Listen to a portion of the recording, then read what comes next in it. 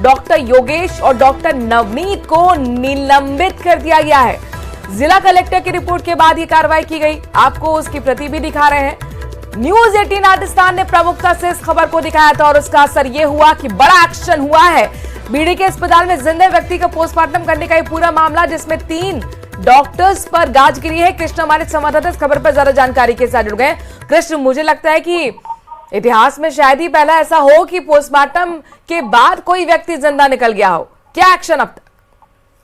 जी, मैं आपको बता दूं कि बीडी के अस्पताल में जो बगड़ में एक एमआर होम है, वहां रह रहे रोहिताश की तबीयत बिगड़ी थी। उसके बाद उनको बीडी के अस्पताल में ले जाया गया था, जहां पर डॉक्टर ने उन्हें मृत घोषित कर दिया। इनके बाद उनके शव को है वो बीडी के अस्पताल की मोर्चरी में शिफ्ट करवाया था।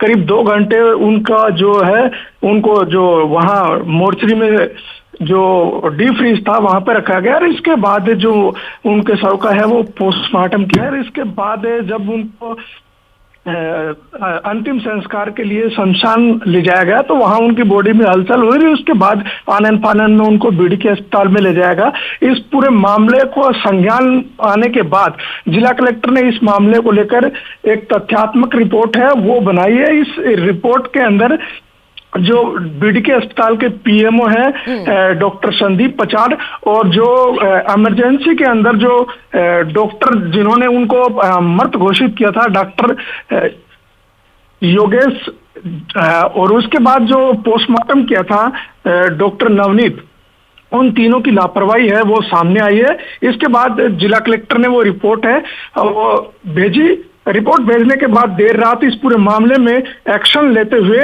और जो पीएमओ है डॉक्टर संदीप पचाड़, डॉक्टर योगेश और डॉक्टर नवनीत, इन तीनों को निलंबित कर दिया गया है। जी। और कृष्ण, जाहिर तौर पर आप सोचिए कि जिंदा व्यक्ति को मृत घोषित कर दिया जाता है, कितने बड़े स्तर की लापरवाही रही होगी। अच्छा, पीएमओ जब होता है पोस्टमार्टम के दौरान डॉक्टर्स की पूरी टीम होती है, क्या किसी को भी अंदाजा इस बात का नहीं लग पाया? जी, जिला कलेक्टर ने इस पूरे मामले में है वो गंभीरता दिखाई है और कहा है कि इस मामले का है वो उनको पीएमओ के जरिए पता चलना चाहिए था, मगर पीएमओ ने इस पूरे मामले के अंदर चुप्पी साधी रखी और इस मामले को लेकर जिला कलेक्टर को है वो झुंझुनू एसपी ने अवगत करवाया। इसके बाद जो जिला कलेक्टर रामअवतार मीणा है उन्होंने इस पूरे मामले को गंभीरता से लिया, त्वरित कमेटी गठित करते हुए इस मामले की जांच करवाई और तुरंत जो जांच में जो तथ्य उनके सामने प्राथमिक तौर पर आए उनको लेकर जो है अवगत करवाया। उसके बाद राज्य सरकार का जो महकमा है, चिकित्सा महकमा, उसने भी गंभीरता दिखाई और तीनों जो प्रारंभिक तौर पर जिनकी लापरवाही सामने आई है उन तीनों चिकित्सक हैं उन पर कार्रवाई की गई। जो निलंबन काल के दौरान जो पीएमओ संदीप है उनका मुख्यालय है वो सीएमएचओ ऑफिस जैसलमेर रहेगा।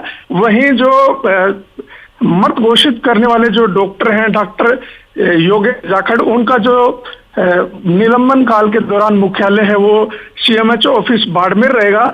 वहीं जो डॉक्टर नवनीत मील हैं जिन्होंने पोस्टमार्टम किया था उनका जो है निलंबन काल के दौरान मुख्यालय है वो जालौर सीएमएचओ ऑफिस रहेगा।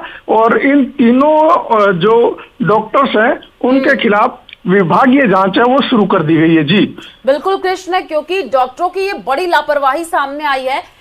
कृष्ण, आपसे समझना चाहेंगे, जो पोस्टमार्टम हुआ उसके बाद से ये पूरा मामला आया, जिंदा व्यक्ति निकला, उसके बारे में क्या अपडेट है और परिवारजनों का क्या कहना है इस पूरे मामले पे?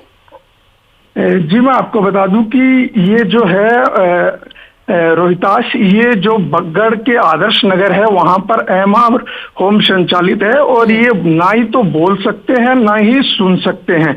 और इनके बाद इनको बेहोशी की हालत में लाया गया था और जो एमआर होम संचालक है उनकी ओर से इस पूरी प्रक्रिया को किया गया है।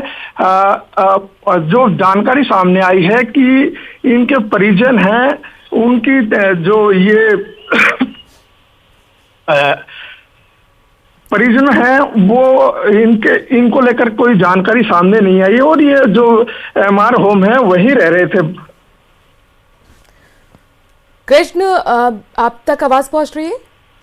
जी मैं आपको बता दूं कि ये जो बगड़ का आदर्श नगर है वहां पर एमआर होम संचालित था और ये उसी एमआर होम में है, वो रह रहे थे। कृष्ण, लेकिन ये बताइए कि आखिरकार उनका हुआ क्या था, किस तरह की बीमारी थी कि इनको हॉस्पिटलाइज कराया गया और उसके बाद फिर डॉक्टर्स ने कुछ देर बाद मृत भी घोषित कर दिया?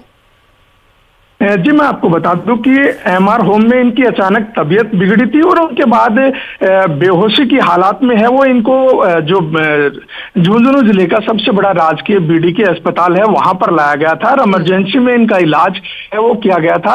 अब इस पूरे मामले को लेकर जिला कलेक्टर हैं वो जांच करवा रहे हैं, क्योंकि एमआर होम में जो रहने वाले लोग। कृष्ण, कितनी देर तक हॉस्पिटलाइज रहे थे?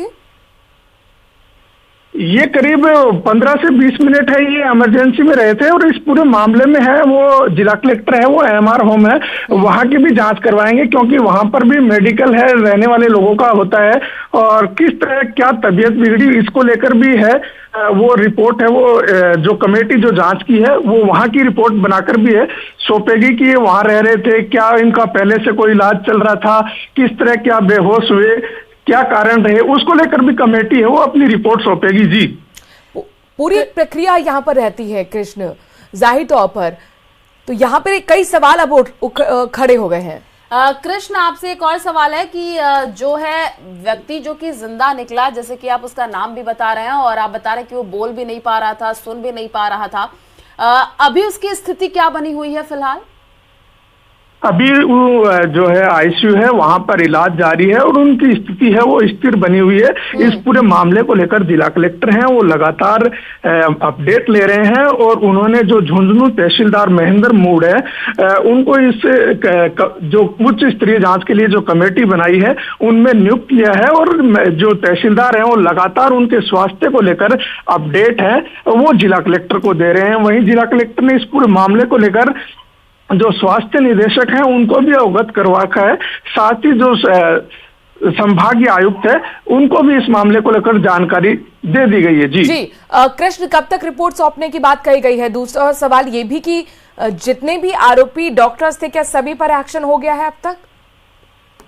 जी जिला कलेक्टर इस पूरे मामले पर नजर बनाए हुए है, देर रात तक है इस मामले को लेकर लगातार अपडेट लेते रहे। उनके सामने जो प्रथम जो रिपोर्ट है जो सौंपी गई है जिनमें प्रारंभिक तौर पर जिन डॉक्टर्स की लापरवाही सामने आई है उसको लेकर जिला कलेक्टर ने रिपोर्ट बनाकर भेजी और उसी रिपोर्ट पर